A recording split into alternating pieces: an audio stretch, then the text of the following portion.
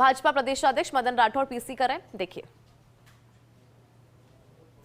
स्पर्धा में आना चाहिए ताकि हम भी और राष्ट्रभक्ति से ओतप्रोत रहे, पक्ष में भी राष्ट्रभक्ति रहे, विपक्ष में भी राष्ट्रभक्ति रहे, तभी हमारा लोकतंत्र और देश का हित है।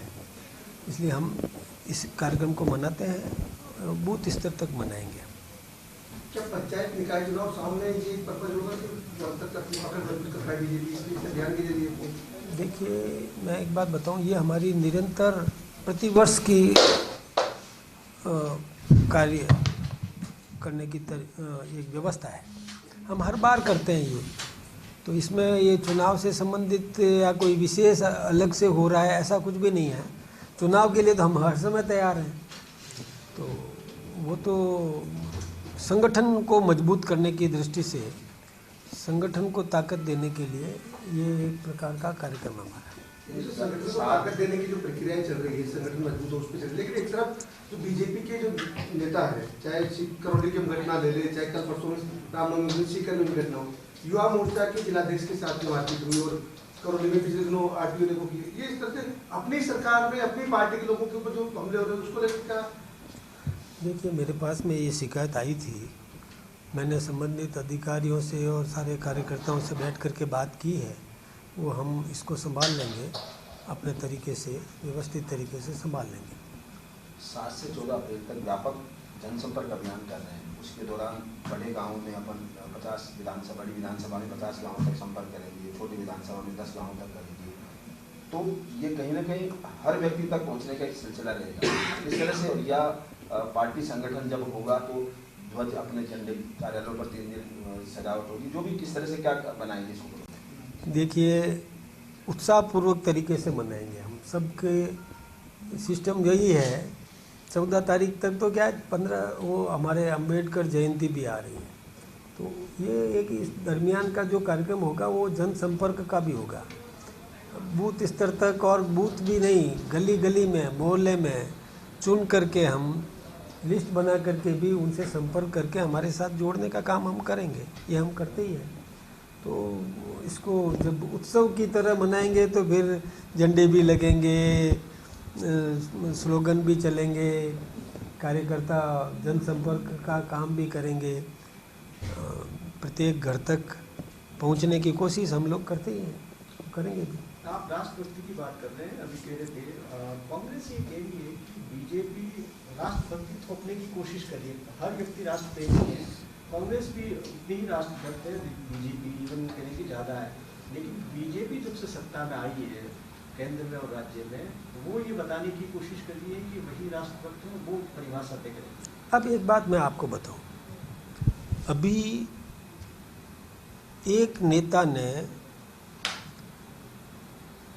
ये जो अमेरिका, इजराइल और ईरान का युद्ध हो रहा है, उसमें पाकिस्तान ने वो मध्यस्थता की बात कही, तो हमारे एक नेता ने कह दिया कि हम पाकिस्तान की तरह दलाल नहीं हैं।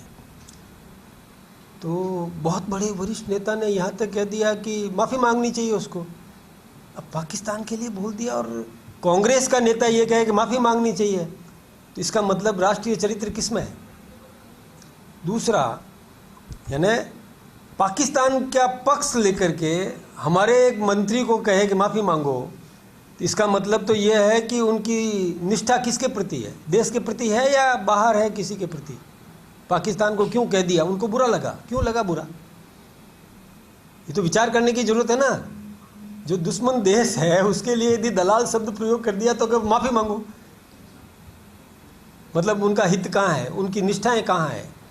ये चिंताजनक है। इसलिए राष्ट्रभक्ति उनको सीखने की ज़रूरत है। दूसरी बात, आज मतलब ये जो गल्फ़ कंट्रीज़ में संघर्ष चल रहा है, तो क्या आप मानते हैं कि इससे दुनिया को असर नहीं पड़ने वाला है? जहाँ से पेट्रोलियम प्रोडक्ट निकलेगा, गैस है, डीजल है, पेट्रोल है, ये सारा वहाँ से जो पैदा ज़्यादा होता है, जिससे दुनिया में इसकी खपत होती है, आम दुनिया को चाहिए, सभी देशों को चाहिए। और इस समय जो हमारे हिंदुस्तान में रह करके और इस प्रकार की बात करे कि यहाँ सिलेंडर नहीं है, यहाँ डीजल पेट्रोल नहीं है, ऐसी बात करे वो राष्ट्रभक्त है क्या?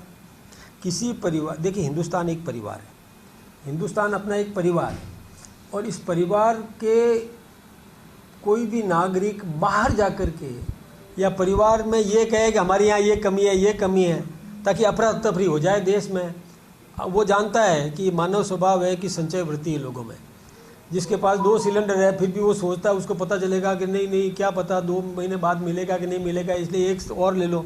संचय वृत्ति होती है, मानव स्वभाव है। तो ये प्रवृत्ति पैदा करने का जो काम कर रहा है, अभाव की बात फैला करके अफरा तफरी मचाना चाहता है, ताकि लोग भीड़ मचे पेट्रोल पंप पर, भीड़ मचे सिलेंडर एकत्रित करने के लिए, गैस प्राप्त करने के लिए। ऐसा वातावरण करके जो अव्यवस्था उत्पन्न नहीं कर रहा है क्या वो देशभक्ति है उनमें?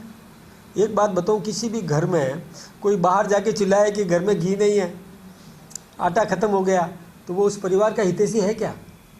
उस परिवार को बदनाम करने का काम कर रहा है। तो ये राष्ट्रभक्ति का अभाव है उस व्यक्ति में, जो इस समय साथ बैठ के चर्चा करना चाहिए। साथ में बैठ करके कहीं मान लो कोई कमी बेसी हो तो राय मशविरा करके सही तरीके से कैसे व्यवस्थाएं सुचारू रूप से चल सके, इस पर चिंतन मनन करना चाहिए, सलाह देना चाहिए। हम विपक्ष के साथ बैठ के बात करने को तैयार है। विपक्ष, राहुल गांधी जी ने सर्वदलीय बैठक का बहिष्कार कर दिया। हमारे यहाँ पर सर्वदलीय बैठक होती है तो डोटासरा जी बहिष्कार कर लेते हैं। ये ठीक बात है क्या? जब साथ में बैठ के चर्चा करने का समय होता है तो साथ में बैठ के चर्चा करो ना।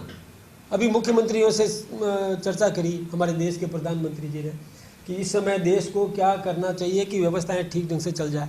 उस समय जो बहिष्कार करता है, इसका मतलब है कि वो सहयोग करना नहीं चाहता, हंगामा करके और जनता में ये वातावरण फैलाना चाहता है कि अभाव अभाव अभाव है। तो वो अव्यवस्था उत्पन्न करना चाहता है, अराजकता पैदा करना चाहता है, भड़काना चाहता है जनता को। तो वो राष्ट्रभक्ति का अभाव है। इसलिए मैं ये कह रहा हूँ कि राष्ट्रभक्ति उनको सीखने की जरूरत है, उनमें नहीं है। राष्ट्रभक्ति का भाव होता तो जब सर्जिकल स्ट्राइक हुआ उस समय वो सेना की प्रशंसा करते, ये नहीं पूछते कि कहाँ मारा, किसको मारा, क्या किया। पुलवामा हुआ तो राष्ट्रभक्ति होती तो साथ में बैठ के चर्चा करते कि कहाँ क्या करना चाहिए, उसका भी आलोचना करने की काम कर दिया। अभी यानी चर्चा कर रहे हैं, मोदी जी की आलोचना करने का काम कर रहे हैं। अरे संकट के समय में हमारे जब पहले भी संकट आए